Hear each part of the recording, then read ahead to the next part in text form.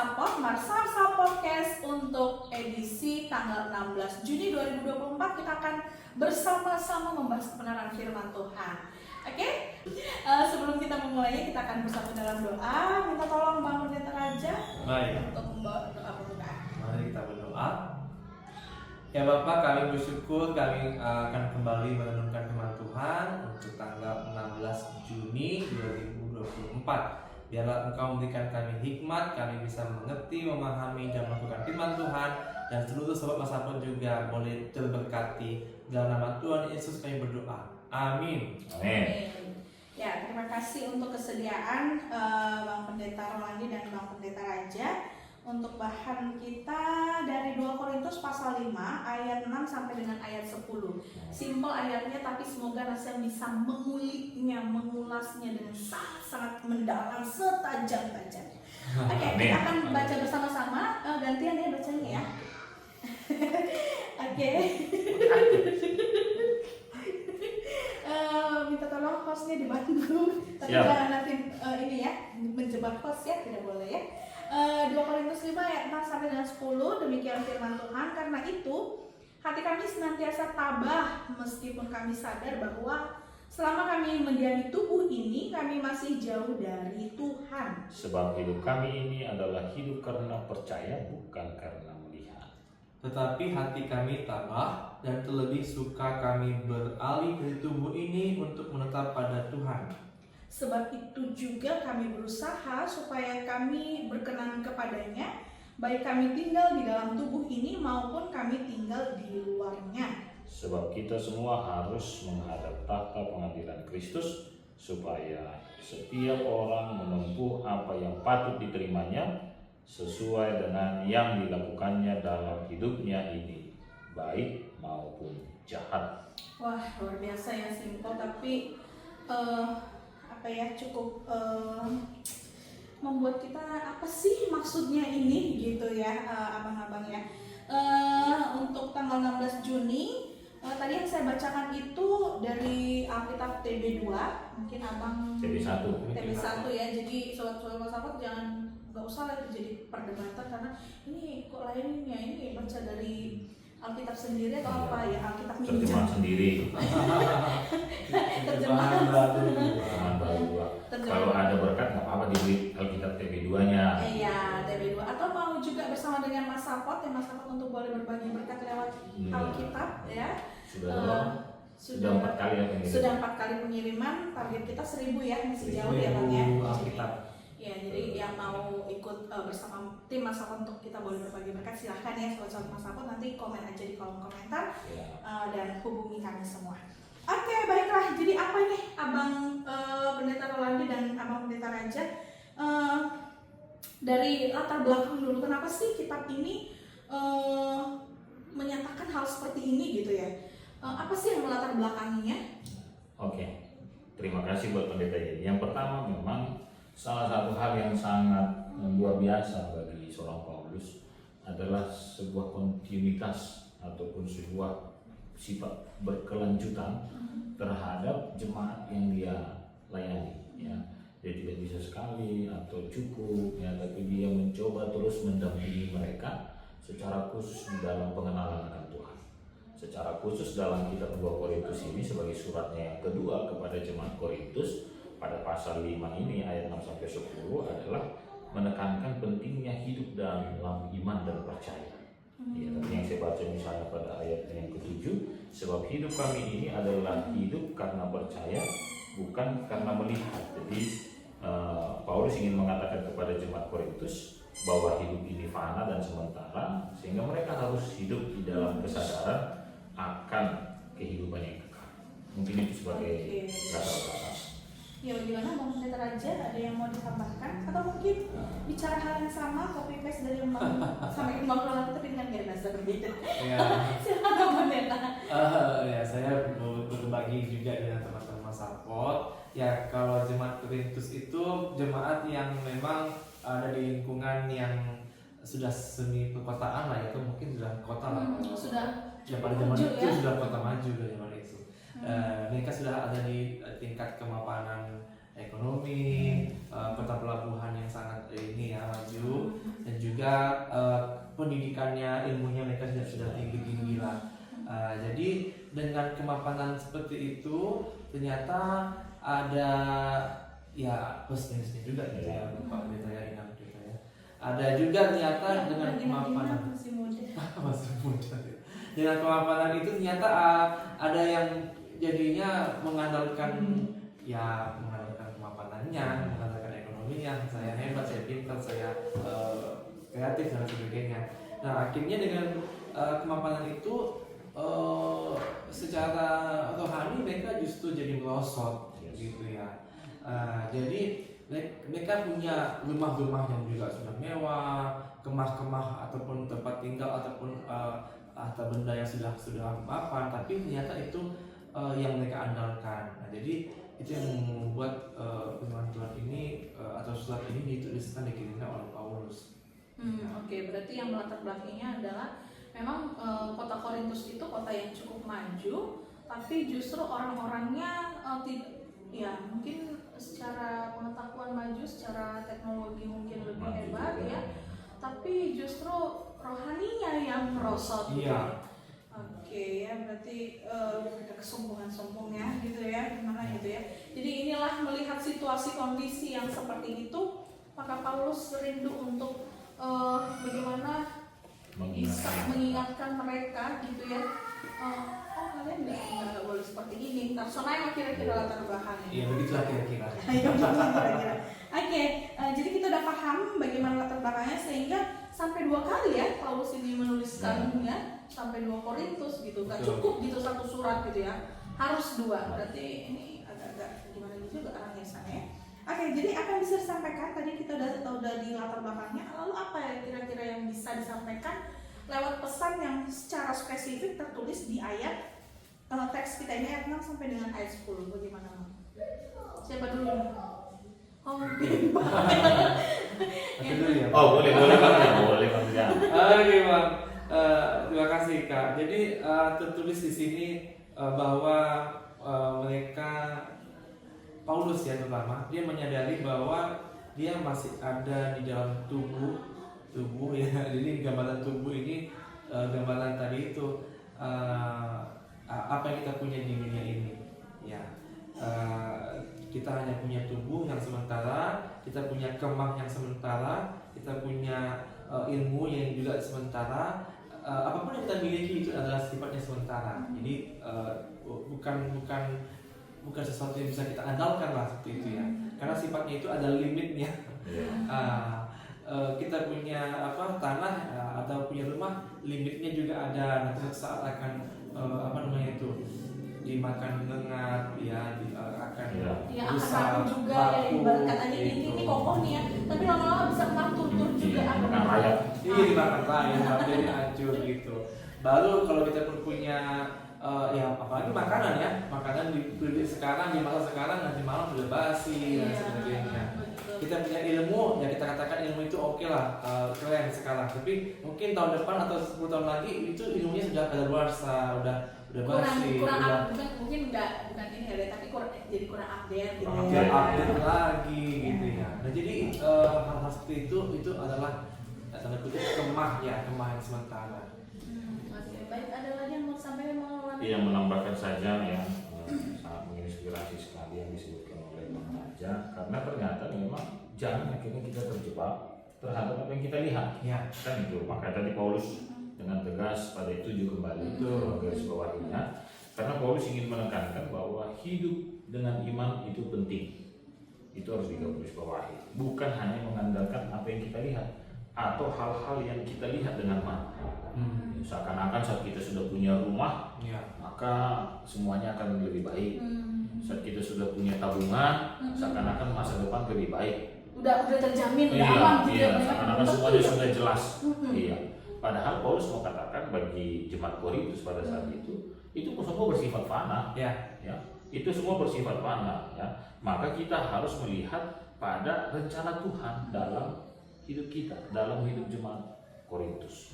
Itu yang pertama dalam kitab 2 Korintus 5. Yang kedua, Paulus juga ingin menekankan pentingnya kesadaran dan tanggung jawab secara moral. kepada Tuhan sebagai umat tebusan. Ya kan? Sebagai umat tebusan kita perlu tanggung jawab moral kita di hadapan Tuhan, sehingga selama hidup ini kita harus meninggalkan tubuh fana kita dalam hal-hal yang terukur tadi, tubuh fana ya saya katakan. Tetapi kita harus mampu menyenangkan Tuhan juga dengan banyak hal yang disebutkan pada ayat 6 sampai dengan ayat 10 ini ya, ayat 9 saya baca. Sebab itu juga kami berusaha, baik kami diam di dalam tubuh ini maupun kami diam di luarnya, supaya kami berkenan kepada Tuhan. Nah, jadi itu tanggung jawab moral kita yang harus kita lakukan kepada Tuhan. Mungkin itu yang aja yang bisa kita tambahkan. Oke, luar biasa ya tadi. Sudah dalam ya? Belum. Masih kurang. Masih kurang. Pasti ada yang mau tambahkan. Ada Yakin, lagi Pak? tambahan lagi. Iya. Soalnya tadi udah bicara soal tubuh, jadi udah jelas di sini tubuh ini adalah kefanaan yang ada di dunia ini itu akan berakhir lah gitu ya. Ibarat kata kayak wanita cantik yang tadi cantik seperti apapun, pasti seiring berjalannya waktu akan nambah, bukan gak cantik sih, tapi akan nambah kerutan-kerutan atau apapun. Jadi emang gak ada yang perlu disombongkan ya. Seperti misalnya dulu ada seorang jagoan itu banyak apa kan, di punggungnya ini waktu masih tegap ditatonya gambar Tuhan Yesus. Begitu sudah tua kayak akar rumput semua. Karena udah berkerut ya kan.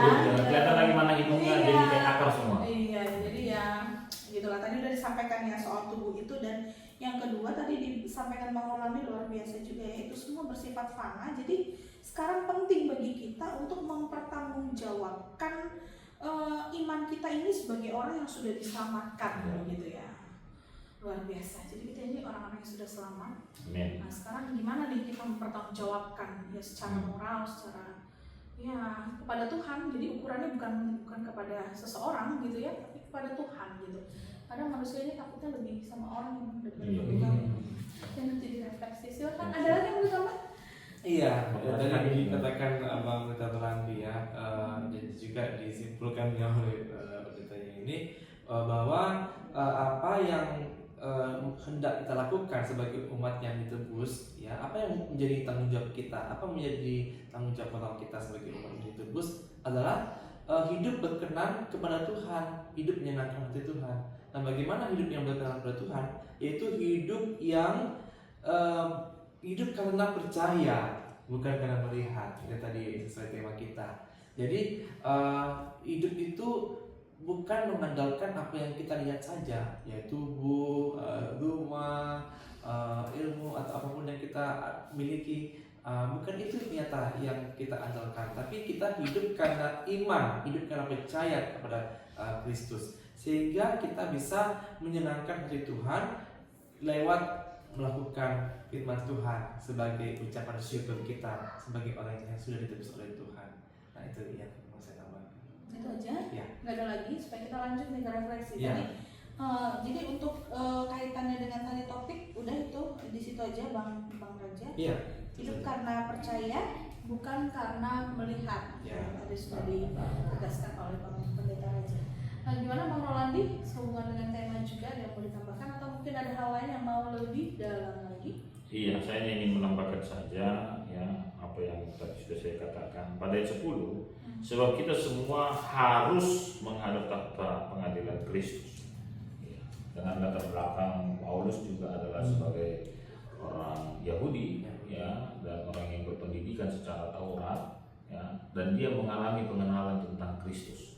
Nah, ini menjadi sebuah jembatan yang sangat baik bagi seorang Paulus untuk mengingatkan baik itu orang Yahudi ataupun orang Yunani yang ada di Korintus untuk melihat keberadaannya, hajong-jongannya, keberadaannya sebagai seorang manusia dengan Tuhannya.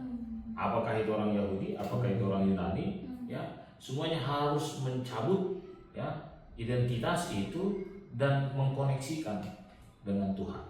Ya, jadi jangan lagi berdiri pada dirinya sendiri ya dalam culture apapun itu misalnya. Berarti harus keluar dari zona nyaman kita masing-masing juga. Iya, atau boleh dikatakan dia harus terhubung dengan Tuhan. Ya, jangan terlalu berkutat di situ ya.